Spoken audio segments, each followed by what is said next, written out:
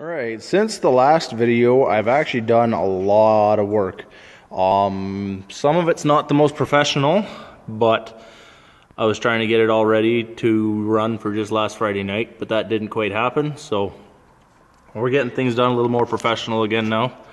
The headers are in, spark plug wires are on, brand new NGK spark plugs in there, MSD wires.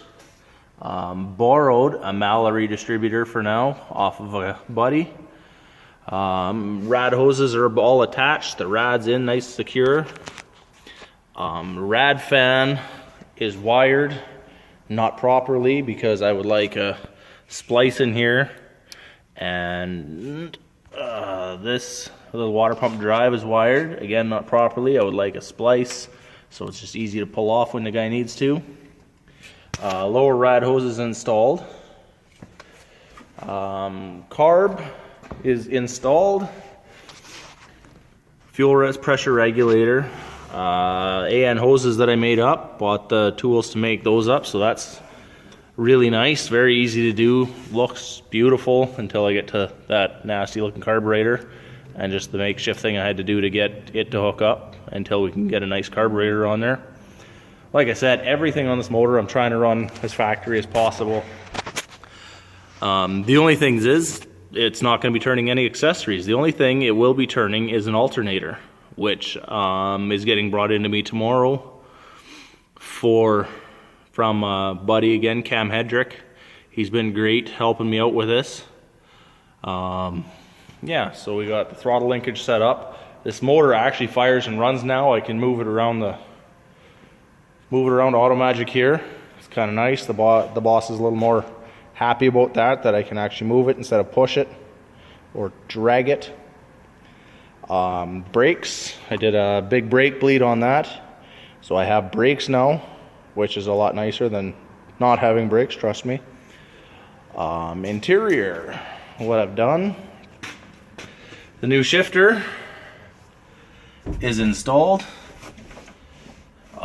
It's got the reverse lockout, which is this, so you cannot accidentally go into reverse. This has to be pulled forward before you can even think about going into reverse. See, I just won't go forward until you pull on this, and then goes forward into reverse and into park.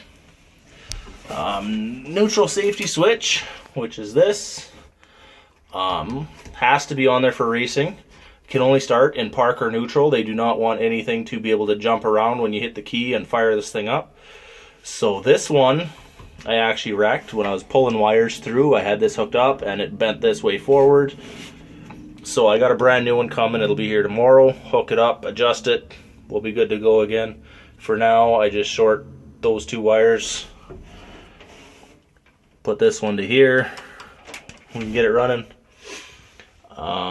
Switches, got everything kind of working. Got my fuel pump, the water pump and fan right now. The line lock's not hooked up yet, but this works, so, which is very nice. And we'll go to the back here. All right, on the back here we got our Taylor on-off switch for our master power, which is very nice. And inside the trunk, done some fabricating and stuff back here. We got two big monster batteries installed, wired in parallel, so positive to positive keeps you 12 volts. If you do positive to negative, you will end up with 24 volts. Don't do that, you're gonna wreck shit. Grounded right to the body. When you do this, you gotta have more grounds, body to frame, frame to engine, all that kind of stuff. Make sure your grounds are good. If you don't have good grounds, you don't have a system. So yeah, so these were also donated by my buddy Cam Hedrick there. He stepped up to a 16 volt system, which works way better. Gives you more, all your accessories run faster, your water pump, your fuel pump, all that kind of stuff. Your MSD spark box likes it a lot more. So he also gave me the charger to go with that. So thanks a lot, buddy. And then we got some relays wired in here for the fuel pump and the water pump and stuff like that. And there's the back of the switch right there. So what this switch does is kills your master, your positive. So I got this positive wire wired in to one side, and then coming out is the wire that goes all the way to the starter. So you kill this power on, and it's supposed to shut the whole car, boom, dead. So I've done a ton of work. Didn't really have time for video because I was trying to get this all hammered out just to try and get it ready for last weekend. Still didn't quite make it. I still have a big gaping hole here I gotta fill. Just other than that, it's small things that I gotta take care of. I got a list I made myself, and you're just gonna slowly plink away at it. And this Friday we're gonna be running in the drags, so we'll see you guys out there Friday night for sure. Saturday, Sunday, it's actual racing. Friday's testing tunes. Let's do this. Alright, so you can tell I'm not a tin basher, but I did get this rear firewall in here, which is nice. Nice, sealed off. That way, if something goes wrong, batteries explode, I'm not getting covered in acid, which would be nice. I don't want that. You got wrinkles and crinkles, but bunch of shapes, weird shapes and stuff to go over. Like I said, I'm not a tin basher. I don't know how to do that and keep nice, clean lines. So maybe somebody will give me a little trick and I can tap it a little bit here, a little bit there, and make it look a little nicer.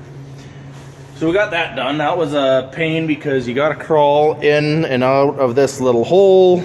Got the seat moved forward as far as I can get it. Climb in and out of that hole a few times. Welded a couple little holes up back there. Bit of a pain, but I got her done, which is nice. So another thing with the shifter here, I had to build a little bracket to lift it up a little higher. Gives me a little better angle with the cable. Plus it's a lot easier when you're sitting in the seat to reach it. Other things I've done, let's go in the engine bay again. Like I was saying about those ground straps, you got to have good ones. So I got a really nice one here from the engine to the frame. The frame and the body are hooked pretty well in the back there because of the subframe connectors that were built for this thing. It's all welded together, so I don't need much for frame to body ground strap or anything like that because it's all done through the subframe connectors, which is nice. Yes, we're getting a long ways with this, which is nice. I love to see it running, moving, driving. I have brakes now, which is great. Pretty soon gonna be fabbing up the shaker hood to go on here. Just a tiny little tweaking. Carbureted setups with the fuel pressure regulator. You want generally between 6 and 8 psi on an American engine. Imports are a little different. I'm not sure what those are. I have this regulator set at 7 psi when the car is running, so that does pretty good. Right in between 6 and 8. Yeah, so lots of stuff. If you guys have any questions, let me know. I can definitely answer them for you. Anything I've done that might be confusing to you or whatever. Something I might not have explained all the way. But this car is definitely coming along. Gonna love to see it racing. Just to let you guys know, I do have a brand new wiring harness on order. So all this stuff is gonna get cleaned right up. I hate this mess, but I had to do what I had to do to get it running. So yeah, it's 9 o'clock already, so I'm gonna take off. You can see the back here, nice big sheet of metal there. You can't see the seats anymore. All right, yeah, I'm gonna take off and go home, get some sleep, and we'll continue hammering this thing out.